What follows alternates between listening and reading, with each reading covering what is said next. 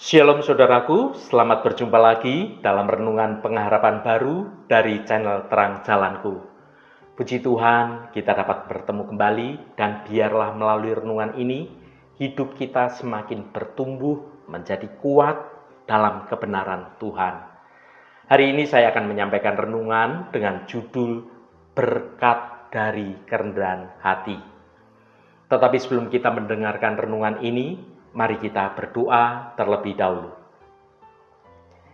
Ya Tuhan, Bapa kami yang Maha Kasih, kami bersyukur atas kesempatan yang Engkau berikan kepada kami untuk belajar dan mengerti akan firman-Mu. Kami datang dengan hati yang terbuka, siap untuk merenungkan firman-Mu tentang berkat yang Engkau sediakan bagi mereka yang rendah hati. Ya Tuhan, kami menyadari bahwa seringkali kesombongan dan keangkuhan menghalangi kami untuk dapat menerima berkat-berkat-Mu. Tuhan, ampunilah kami atas segala pikiran dan perbuatan kami yang tidak berkenan di hadapan-Mu. Bantulah kami untuk merendahkan diri di hadapan Engkau dan juga pada sesama kami, agar kami dapat mengalami kasih dan berkat-Mu yang sejati. Terima kasih Tuhan. Dalam nama Tuhan Yesus Kristus kami berdoa. Haleluya. Amin. Saudaraku yang terkasih, pada kesempatan yang penuh berkat ini, kita akan bersama-sama merenungkan sebuah tema yang sangat indah dan mendalam, yaitu berkat dan kerendahan hati. Kerendahan hati adalah sebuah nilai luhur yang diajarkan oleh Tuhan Yesus sendiri. Dalam kehidupannya, Yesus memberikan teladan yang begitu sempurna tentang bagaimana seharusnya kita hidup dengan kerendahan hati, melayani sesama, dan mengutamakan kepentingan orang lain di atas kepentingan kita sendiri. Melalui renungan ini, kita akan belajar bagaimana kerendahan hati dapat membawa berkat yang melimpah dalam kehidupan kita. Kita akan merenungkan firman Tuhan, berbagi pengalaman dan saling menguatkan dalam perjalanan iman kita. Mari kita baca Lukas pasal 14 ayat 11. Sebab barang siapa meninggikan diri, ia akan direndahkan. Dan barang siapa merendahkan diri, ia akan ditinggikan. Saudaraku, ayat ini merupakan bagian dari pengajaran Yesus tentang kerendahan hati. Dalam konteksnya, Yesus mengamati bagaimana para tamu undangan berebut tempat terhormat di sebuah perjamuan pesta. Melalui perumpamaan ini, Yesus mengajarkan prinsip kerajaan Allah yang bertolak belakang dengan nilai-nilai dunia ini. Keagungan sejati dimulai dari kerendahan hati. Ada beberapa frasa penting dari ayat ini. Yang pertama, bahayanya meninggikan diri. Sebab barang siapa meninggikan diri, ia akan direndahkan. Dunia ini sering mengajarkan bahwa kesuksesan itu diukur dari posisi, jabatan, kekuasaan, atau pengakuan orang lain. Namun, Yesus memperingatkan bahwa orang yang meninggikan diri, yang mencari kemuliaan untuk dirinya sendiri, pada akhirnya akan direndahkan. Yang kedua, ditinggikan oleh Tuhan. Ini adalah suatu janji Tuhan bagi orang yang rendah hati. Dan barang siapa merendahkan diri, ia akan ditinggikan. Yesus mengajarkan bahwa kerendahan hati bukanlah tanda kelemahan seseorang, melainkan sesuatu kekuatan yang sejati. Orang yang rendah hati menyadari akan keterbatasannya dan mengakui bahwa segala sesuatu yang baik itu berasal dari Tuhan. Kerendahan hati membebaskan kita dari kesombongan yang merupakan akar dari banyak dosa.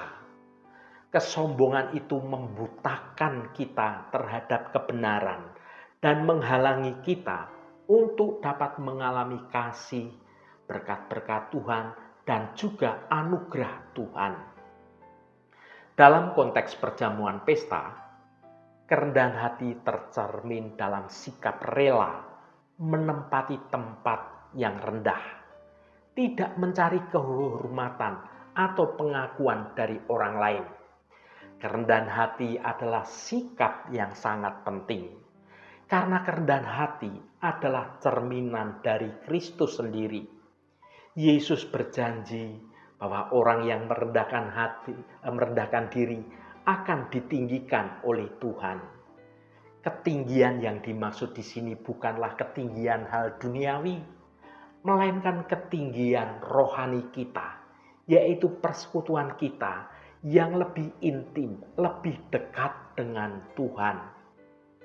Tuhan itu menghargai kerendahan hati dan memberikan anugerah kepada orang-orang yang rendah hati. Anugerah ini dapat berupa hikmat, kekuatan, atau berkat-berkat rohani lainnya. Ketinggian sejati bukanlah tentang seberapa tinggi kita dapat meninggikan diri sendiri, melainkan seberapa rendah kita merendahkan diri di hadapan Tuhan.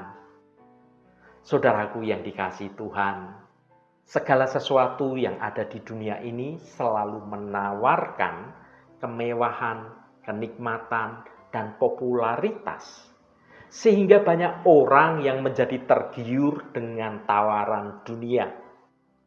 Namun semua itu tidak ada yang gratis, melainkan ada harga yang harus dibayar, dan semua itu dinilai dengan uang. Itulah standar dunia. Selagi kita memiliki uang banyak atau harta kekayaan, maka kita pun dapat memiliki apa yang kita mau.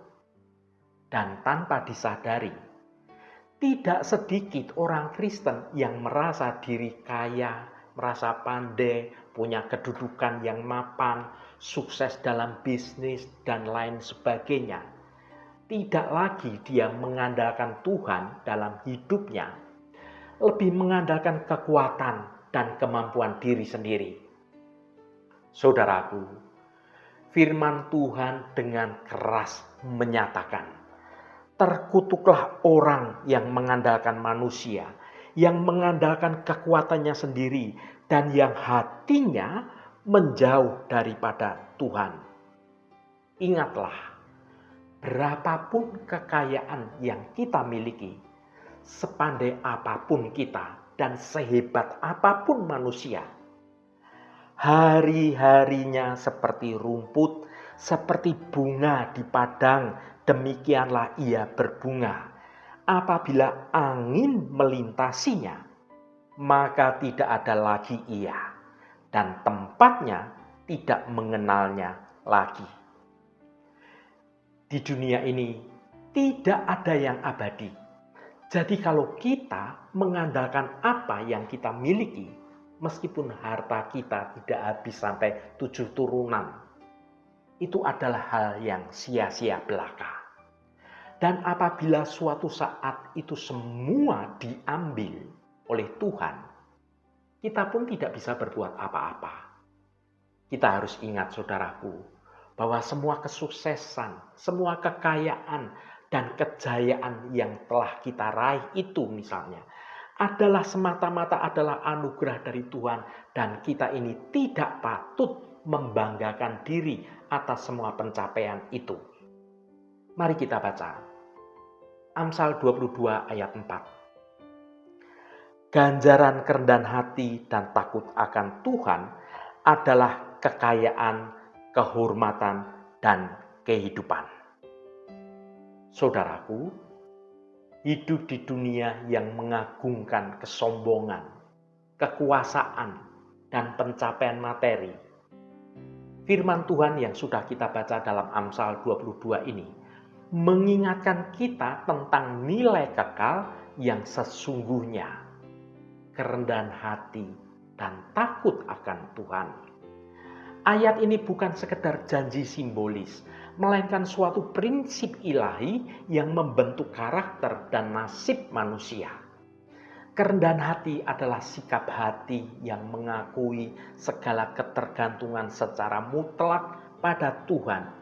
Yesus sendiri sudah meneladankannya pada kita.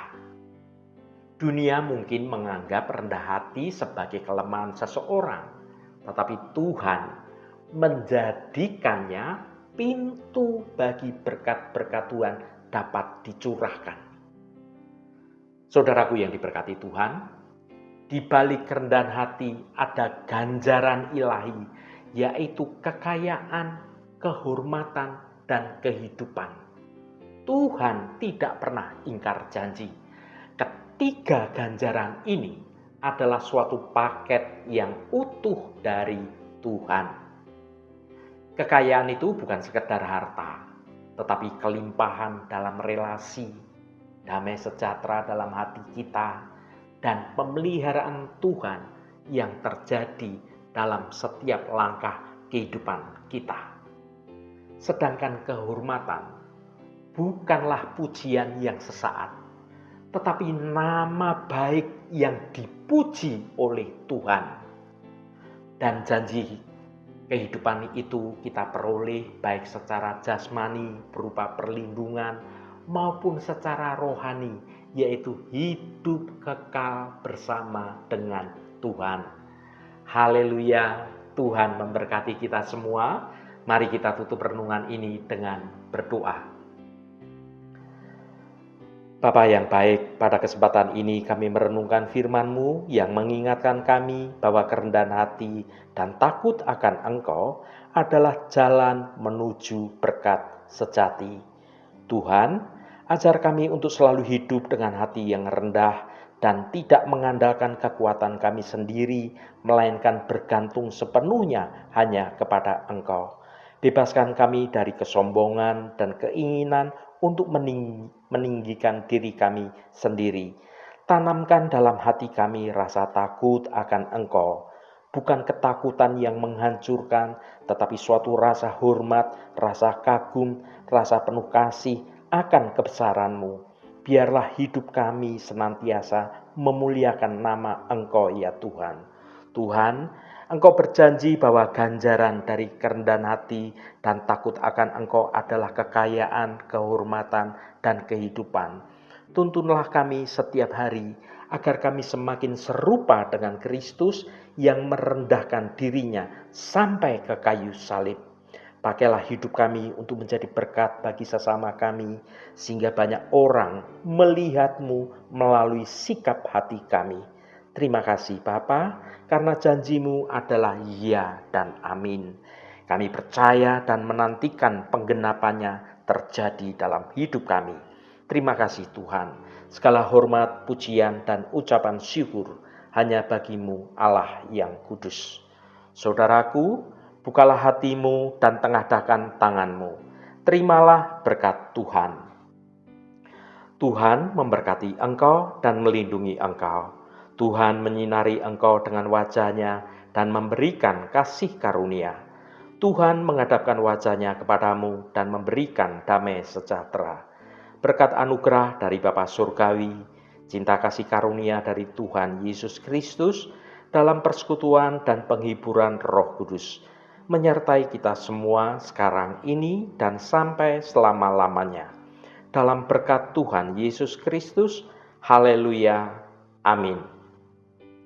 Puji Tuhan saudaraku semua, biarlah melalui renungan pengharapan baru dari channel Terang Jalanku ini dapat membangun kehidupan kita semua semakin bertumbuh dalam kebenaran Tuhan. Saudaraku, mari praktekkan kerendahan hati dan takut akan Tuhan setiap hari. Sebab itulah jalan menuju hidup yang penuh makna dan berkelimpahan dengan berkat Tuhan sesuai dengan janji Tuhan. Percayalah, upahnya yang besar sungguh indah. Roh Kudus senantiasa menuntunmu dan menolongmu untuk dapat hidup dalam jalan kebenaran Tuhan.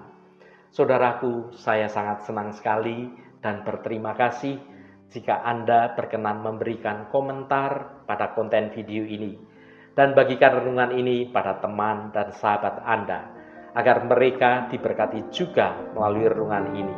Terima kasih saudaraku, sampai bertemu kembali. Shalom, Tuhan memberkati.